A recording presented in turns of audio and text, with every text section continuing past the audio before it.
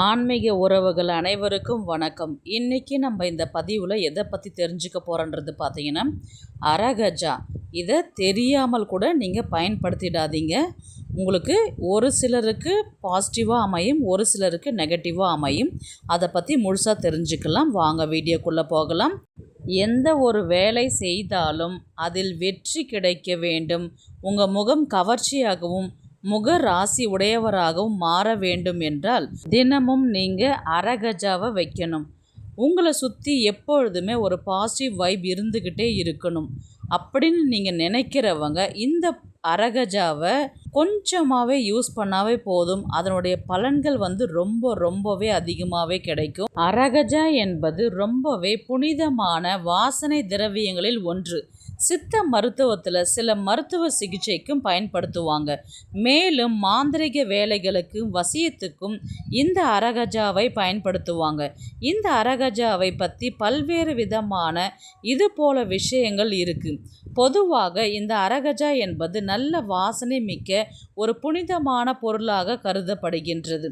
இது கோவிலில் அபிஷேகம் பண்ணும் பொழுது, குறிப்பாக குலதெய்வம் கோவிலில் இதை நம்ம யூஸ் பண்ணும் பொழுது பார்த்திங்கன்னா அதுக்கப்புறம் தான் அபிஷேகமே பண்ணுவாங்க. அந்த அளவுக்கு ஒரு வாசனை மிகுந்த ரொம்பவே தெய்வீக சக்தி உடைய ஒரு தாந்திரிக மை அப்படின்னு பார்த்திங்கன்னா இந்த அரகஜா தான். இந்த அரகஜாவிலிருந்து வரக்கூடிய வாசனை ரொம்பவே அடர்த்தி தன்மை அதிகமாகவே கொண்டது. அதனால் கொஞ்சோண்டு சிறியது ஒரு கடுகளவு நீங்கள் எடுத்து யூஸ் பண்ணாவே உங்களுடைய அந்த வாசனையானது மிகவும் அந்த நாள் முழுக்க இருந்துக்கிட்டே இருக்கும். நீங்கள் முகம் கழுவினா மட்டும்தான் அதனுடைய வாசனை போகும். அந்த அளவுக்கு அதனுடைய அடர்த்தி அதிகமாகவே இருக்கும். நீங்கள் அரகஜா வைக்கும்போது பார்த்தீங்கன்னா உங்களுடைய உடல் சூடானது குறையக்கூடும். உடலுக்கு குளிர்ச்சி தரக்கூடிய தன்மை கொண்டது. அது மட்டும் இல்லாமல் மன அழுத்தத்தையும் குறைக்கக்கூடியது. நல்ல ஒரு ஆரோக்கியமான தூக்கம் வரும். இதை டெய்லி வச்சுக்கிட்டு இருந்தால் ஒரு சிலருக்கு தூக்கமே வராது, ரொம்பவே கஷ்டப்படுவாங்க. இதை நீங்கள் ஈவினிங் நேரத்தில் முகம்லாம் அலம்பிட்டு நீங்கள் வச்சுக்கிட்டு இது தூங்கினாவே நல்லா தூக்கம் வரும் உங்களுக்கு. அதிலும் குறிப்பாக கோவிலில் சாமிக்கு அபிஷேகம் பண்ணும் பொழுது இந்த அரகஜாவை தான் பயன்படுத்துவாங்க. ஒரு டிஸ்டி பொட்டு மாதிரி சாமிக்கு வைப்பாங்க. அப்போது இந்த மையை சுவாமிக்கே வைக்கிறாங்கன்னா அது எவ்வளோ முக்கியமானது, அதனுடைய சக்தி என்னன்றது நீங்கள் தெரிஞ்சுக்கணும். அதனால் நம்ம எங்கே போனாலுமே இந்த பொட்டுன்றது வச்சுக்கிட்டு போனீங்கன்னா உங்களுக்கு எல்லா விதமானதுமே பாசிட்டிவாகவே அமையும். போகிற விஷயங்கள் நல்லதாகவே நடக்கும். நீங்கள் டைரெக்டாக முகத்தில் வைக்கிறதுக்கு இது கருப்பு போட்டு அப்படி வைக்கிறதுக்குன்னு ஒரு சிலர் யோசிச்சிங்கன்னா அந்த அரகஜா மையை வச்சுட்டு அது மேலே நீங்கள் லைட்டாக குங்குமம் வச்சா போதும். நீங்கள் குங்குமம் வச்சுருக்கிற மாதிரி தான் தெரியும். ஆனால் நீங்கள் போகிற விஷயம் அத்தனையுமே சக்ஸஸாக முடியும். ஏன்னா அந்த வாசனை உங்களை அடுத்தவங்க அதை அந்த பொட்டை பார்த்து பேசும்போது உங்களுக்கு எல்லாமே தலையை அசைக்கக்கூடியது, எல்லாமே முடிச்சு கொடுத்துட்றேன் சார், செஞ்சிடுறேன், இதை பண்ணிடுறேன்னு எல்லாமே பாசிட்டிவாக தான் பதிலே உங்களுக்கு வரும்.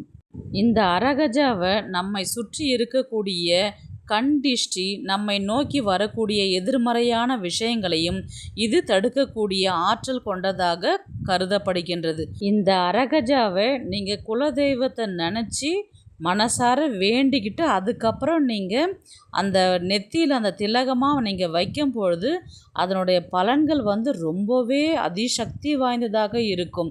உங்களுக்கு முழுமையாகவே கிடைக்கும் அந்த சக்தியானது. இந்த அரகஜாவை கோவிலுக்கு தானமாக கொடுக்கலாம். இப்போ நம்ம அபிஷேகத்துக்கு பொருளெல்லாம் வாங்கி கொடுக்குறோம் இல்லைங்களா, யாரும் அரகஜாவை வாங்கி கொடுக்க மாட்டாங்க. ஆனால் நீங்கள் அரகஜாவை வாங்கி நீங்கள் அபிஷேகத்துக்கு கொடுக்கும் பொழுது நீங்கள் என்ன நினச்சி நீங்கள் அபிஷேகம் பண்ணுறீங்களோ அந்த விஷயம் 3 நாட்களுக்குள் உங்களுக்கு நடந்தே தீரும்.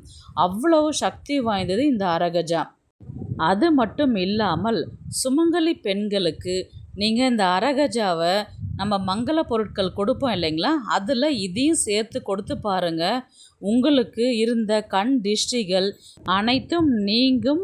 அதற்கான புண்ணிய பலன்களும் உங்களை மட்டுமே சேரும். அதிலும் குறிப்பாக இந்த அரகஜாவை நவ கிரகங்களுக்கு கட்டுப்படுத்தக்கூடிய வல்லமை கொண்டது அப்படின்னு சொல்லப்படுகின்றது. நவ கிரகங்களால் சனியுடைய தோஷம்தான் நமக்கு ரொம்பவே கஷ்டமான ஒரு சூழ்நிலையாக அமையும். அந்த அஷ்டம சனி, கண்டக சனி, பாத சனி, ஜென்ம சனி, அதுபோல் பல்வேறு விதமான சனி தோஷங்களை மனிதனை பாடாய்ப்படுத்தி வாட்டி எடுத்துரும். அதுக்கு இந்த தோஷங்களிலிருந்து நம்ம விடுபடணும்னா நீங்கள் அதை சமாளித்து அதனுடைய தாக்கத்திலேருந்து நீங்கள் வெளிவரதுக்கு இந்த அரகஜாவை நீங்கள் சனீஸ்வர பகவானுக்கு நீங்கள் இதை முதல்ல அப்ளை பண்ணிவிட்டு ஒரு எல் தீபம் ஏற்றி வழிபாடு செஞ்சு பாருங்கள். உங்களுக்கு சனியினுடைய தாக்கம் முற்றிலுமாகவே குறையக்கூடும். இந்த அரகஜாவை எங்கே வைக்கலாம்? நீங்கள் எங்கே போனாலும் நம்ம தலை உச்சி வகுடு இருக்கு இல்லைங்களா, அந்த இடத்துல தடவலாம். நெத்தியில் பொட்டு வைக்கிறதுக்கு கொஞ்சம் யோசிக்கிறவங்களா இருந்தால் அதில் வைக்கலாம். இல்லைன்னா நம்ம ஐப்ரோ விடுவோம் இல்லைங்களா, அந்த ஐப்ரோ அந்த கண் மேலே இருக்கிற ஐப்ரோவில் கூட நீங்கள் லைட்டாக அப்ளை பண்ணிக்கலாம். அப்படி இல்லைன்னா காதுக்கு பின்னாடி வச்சுக்கலாம். அதை விட ரொம்பவே சக்தி வாய்ந்த ஒரு சக்கரன்றது பார்த்திங்கன்னா நம்ம கழுத்துலேருந்து 1 இன்ச்சு மேலே அந்த இடத்துல நீங்கள் அந்த அரகஜாவை வச்சு பாருங்கள்.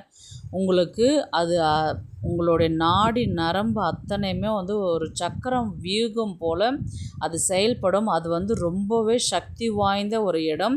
நீங்கள் அந்த இடத்துல மட்டும் வச்சு பாருங்கள், உங்களுடைய அத்தனை பிரச்சனைகளுமே தீரும். நீங்கள் போகிற விஷயங்கள் அத்தனையுமே காரியம் வெற்றியாக முடியும். காரிய தடை விலகும். அடுத்தடுத்து ஒரு பாசிட்டிவாகவே அமையும் உங்களுக்கு. இந்த அரகஜாவை நம்ம வைக்கும் பொழுது நம்ம பேசுறது கேட்டுக்கிட்டே இருக்கணும் போல் இருக்கும். நம்ம சொல்கிறத அவங்க செஞ்சுக்கிட்டே இருக்கணும் போல் தோணும். அந்த மாதிரி ஒரு ஆற்றல் கிடைக்கும் இந்த அரகஜாவுக்கு. நம்ம செய்யும்போது நம்ம ஏதாவது ஒரு தியானம் செய்யும் பொழுது மனதையும் எண்ணத்தையும் ஒருநிலைப்படுத்துவதற்கு இந்த அரகஜாவில் இருக்கக்கூடிய நறுமணம் பேருதவியாக இருக்கும். தியானம் செய்யும் பொழுது ஒரு சிலர் இந்த அரகஜாவை பயன்படுத்துவாங்க. அடுத்தது நீங்கள் வீட்டில் பூஜை அறையில் பார்த்திங்கன்னா சுவாமிக்கு நம்ம மஞ்சள் குங்குமம் வைப்போம் இல்லைங்களா, நீங்கள் இந்த அரகஜாவை வச்சுட்டு அதுக்கு மேலே நீங்கள் குங்குமம் வச்சு பாருங்கள். வீட்டில் தெய்வீக ஆற்றலையும் நேர்மறையான ஆற்றலையும் அதிகரிக்கும். ஒரு கோவில் போல ஒரு எண்ணம் அந்த வீட்டில் இருக்கக்கூடிய நபர்களுக்கு உருவாகும். பொதுவாகவே இந்த அரகஜாவை எப்படி பயன்படுத்தணும் அப்படின்றது பார்த்திங்கன்னா, தினமும் காலையில் குளிச்சுட்டு பூஜை அறையில் உங்கள் கடவுளை பிரார்த்தனை பண்ணிவிட்டு குலதெய்வத்தை மனசார நினச்சிட்டு மோதிர விரலை எடுத்து தொட்டு புருவங்களுக்கு இடையில் ஒரு புள்ளி போல் வைக்கலாம். ஆனால் இந்த அரகஜாவை வைக்கும் பொழுது உங்களுக்கு ஒரு நம்பிக்கை இருக்கணும். எனக்கு இது வச்சா என்னால் எல்லா விஷயத்துலையுமே ஒரு ஈடுபாடோடு செய்ய முடியும், எல்லாத்துலேயுமே நான் வெற்றி அடைய முடியும், காரிய தடை அத்தனை நீங்குன்றது உங்களுக்கு ஒரு நம்பிக்கை இருக்கணும். இதனால் வியாபாரம் செய்கிறவங்களா இருந்தால் இந்த மையை வச்சுட்டு போகும்பொழுது உங்களுக்கு ஒரு முன்னேற்றம் ஏற்படும். நல்ல வருமானம் வரும். பூஜை அறையில் அரகஜாவை பயன்படுத்துவதன் மூலம் அந்த வாசனை மகாலட்சுமி வசியத்தை ஏற்படுத்தும். இதனால் வீட்டில் செல்வமும் செல்வாக்கும் குவியும். இந்த அரகஜாவை கையில் குபேர மேட்டில் நம்ம கொஞ்சம் லைட்டாக அப்ளை பண்ணும்பொழுது பண வசியம், பண தட்டுப்பாடு நீங்கி பணம் பெருகி கொண்டே இருக்கும். இந்த அரகஜாவுடைய பலன்களும் மகிமைகளும் நம்ம நல்லாவே தெரிஞ்சுக்கிட்டோம். இது பார்த்திங்கன்னா நெகட்டிவ் அப்படின்றது நான் ஸ்டார்டிங்லேயே சொல்லியிருக்கிறேன்.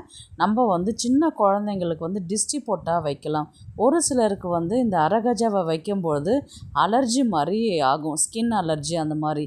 அதனால் ஃபஸ்ட்டு அப்ளை பண்ணி லைட்டாக கையில் அப்ளை பண்ணி பார்த்துட்டு அதுக்கப்புறம் நீங்கள் வைக்கலாம். எதுவும் பிரச்சனை இல்லைன்னா நீங்கள் வச்சுக்கலாம், ஒன்றும் தப்பு கிடையாது. நிலைவாசலில் மஞ்சள் குங்குமம் வைப்போம் இல்லைங்களா, நம்ம இந்த அரகஜாவை வச்சுட்டு அது மேலே நீங்கள் குங்குமம் வச்சு பாருங்கள். வீட்டில் அந்த நிலைவாசலில் குலதெய்வமும் மகாலட்சுமியும் நிரந்தரமாக வாசம் செய்வார்கள். இந்த வீடியோ உங்களுக்கு பிடிச்சிருக்குன்னு நான் நினைக்கிறேன். இது போன்ற ஆன்மீக தகவல்களுக்கு நம்முடைய ஆன்மீக குறிப்புகள் சேனலை சப்ஸ்கிரைப் பண்ணிக்கோங்க. நெக்ஸ்ட் ஒரு நல்ல பதிவில் சந்திக்கலாம். பாய்.